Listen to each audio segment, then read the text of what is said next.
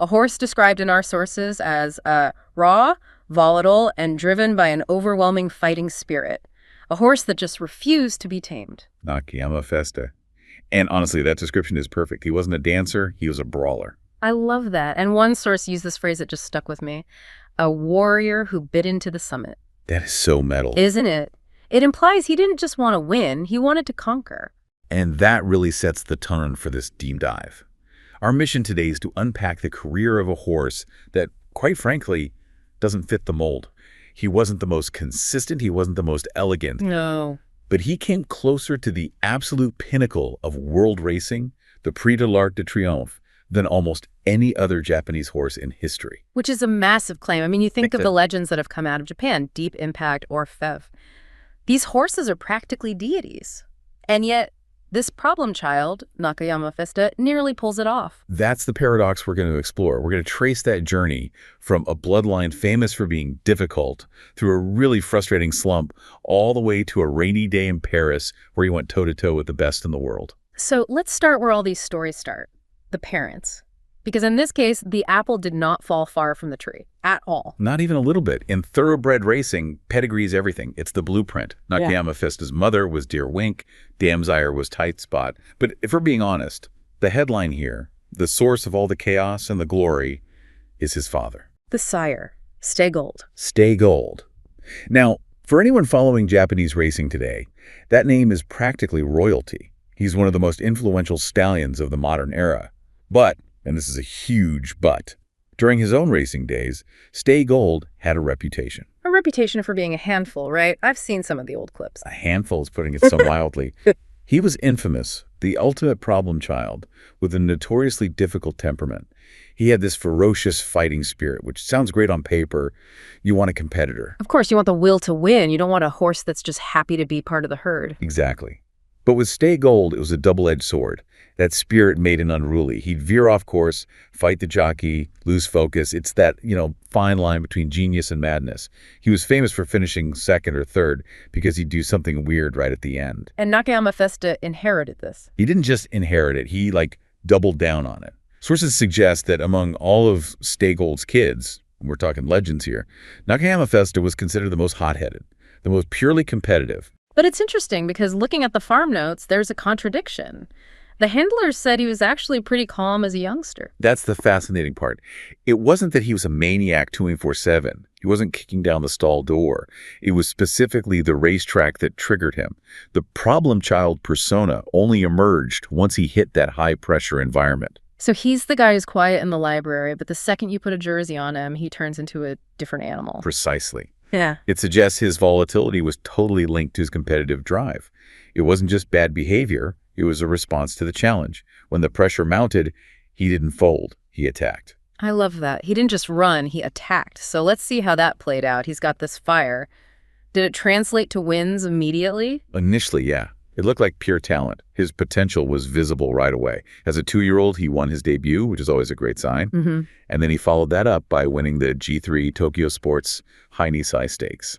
Okay, so winning a graded stakes race as a 2-year-old is basically a big flashing sign that says future star. It is. It announces you as a serious prospect for the classics. All right. Everyone looks at that and thinks, okay, we have a Derby contender. The hype train starts leaving the station. But then we get to his 3-year-old season, the classic year, and looking at the record, the train sort of derailed. It didn't crash, but it definitely stalled out. It was the slump. Expectations were sky high, but he just couldn't seem to put it all together. He only managed one victory that whole year. And in Japan, the 3-year-old season is everything. You've got the Triple Crown races. Did he run in those? He contested all 3, and this is where that Stay Gold volatility might have been working against him. He didn't shine. His best finish was 4th in the Tokyo Yushin, the Japanese Derby. 4th in the Derby it's respectable. It means you're a top horse. For sure. But you don't build statues for the horse that came in 4th. Exactly. 4th place is the almost spot. And that's a crucial point here. At the end of his 3-year-old season, Nakayama Festa was just a solid horse, a graded stakes winner. But there was absolutely zero indication that this guy was international championship material. Right. Nobody was looking at him thinking, this is the one we send to Europe. Not at all. Yeah. He was just another talented horse in a sea of them. The fans had probably moved on. He was good, but not great, which makes what happened at age 4 so remarkable. That's the turning point. Something shifted. He started his 4-year-old campaign by winning the Metropolitan Stakes, which was a nice confidence booster. But the real test, the moment it all changed, was the Takazuka Kinnan. Can we just pause on the Takazuka Kinnan for a second? This isn't just a regular race. No, it's huge. It's one of the 2 Grand Prix races in Japan where the field is largely determined by fan voting. So you have the absolute elite, the fan favorites, all clashing. And in this specific race, he was up against a legitimate superstar, Buena Vista. Buena Vista. I mean, if you know Japanese racing, that name gives you chills. A dual, classic winning filly, incredibly consistent, with a turn of foot that could just break your heart. She was the benchmark, the queen. So you got the problem child, Nakayama Festa, against the queen, Buena Vista. Set the scene. We're in the final stretch. It's down to the wire. And normally this is where Buena Vista just engages that turbo gear and it's over. But this race, it became a brawl. The Street Fighter came out. He unleashed this fierce late surge. He didn't glide past her. He muscled his way there, overtook her right at the wire, and the sources emphasized the way he did it. It wasn't just a win. It was proof his aggressive spirit could overpower the very best. He didn't just outrun her, he outfought her. And that win changed everything, didn't it? Because suddenly the team's looking at him thinking, wait a minute, if he can fight like that. Exactly. It justified an audacious decision. Because of that win and that display of grit, they decided to target the Prix de l'Arc de Triomphe in Europe. The Arc, the Super Bowl of turf racing, the summit. It is the grandest stage. Longchamp in Paris. It gathers the champions from England, Ireland, France, the best of the best. And it's incredibly difficult for Japanese horses. Why is that? The travel? Travel's part of it, but it's mostly the turf itself. Japanese tracks are firm and fast. In Europe, especially in October, the turf is deep, often heavy, sometimes muddy. It's exhausting. It requires power more than pure speed. So sending a Japanese horse there is always a gamble. And for Festa, skepticism must have been high. Oh, it was widespread. Remember, he'd only won one G1. The critics were asking, does he really have the class for this? He wasn't a dominant champion like Deep Impact. He was a scrapper. But maybe a scrapper is exactly what you need for a mud fight in Paris. That was the gamble. They sent him over. Masayoshi Abina in the saddle. So let's talk about the race. The 2010 Arc. Paint the picture. The ground was soft. It had rained. And the race did not go smoothly for Festa. At the final turn, the most critical part of the race, he ran into serious trouble. What happened? Traffic. Bad traffic. He got bumped, squeezed, lost his stride. In a race like that, losing momentum at the final turn it's usually over. Game over. Yeah. Well, lesser horses would have sold it. They'd have coasted home. but not the son of Stay Goal. Not Festa. This is where that volatility became a superpower. Instead of quitting, he got angry. He regathered himself and just charged down the straight. He refused to surrender. He actually, briefly, took the lead. Wow. I can only imagine the commentary. The underdog, the Japanese horse, hits the front in the Arc. But he wasn't alone. He was in a duel with a horse named Workforce. And Workforce wasn't just some random horse. No, Workforce was the Epsom Derby winner, Right. a top-class European champion. Yeah. So you had the aristocrat against the Japanese street fighter. Workforce edged ahead, but Festa just clung on, fighting all the way to the line. And the result? It was agonizing. Out close. A head. He lost by the margin of a head. Oh, that hurts. That physically hurts. To go halfway around the world, overcome everything, and lose by inches. It's heartbreaking. But we have to look at the historical context of that head, because that tiny margin is a massive achievement. Right, because Japanese horses have been trying to win this race for decades. It was a national obsession. And failing. Nakayama Festa became the first Japanese-bred horse to ever finish runner-up. Wait, really? I thought El Condor Pasa came second. He did 11 years earlier, and ridden by the same jockey, Masayoshi Abina. Poor guy. But El Condor Pasa was American-bred. Festa was born and raised in Japan. That matters.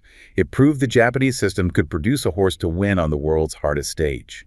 Ah, I see the distinction. So a huge milestone for the home team. Huge. Up to 2022, only 3 Japanese horses have placed second. El Condor Pasa, Festa, and later, Refevre. But here is the key stat that the source highlights, and this is why Festa deserves so much respect. Hit me with it. By distance alone, that margin of a head Nakayama Festa remains the Japanese horse that came closest to actually winning the race. Physically closer to the trophy than anyone else. That is incredible, especially for a horse that people weren't even sure belonged there. It validated everything. It proved that his raw, volatile nature was his greatest asset. He was running on sheer will. But an effort like that, running on pure will, it has to cost you something. The bill always comes due. Yeah. And for Festa, the fall was steep. What happened when he came back to Japan? The physical toll was just immense.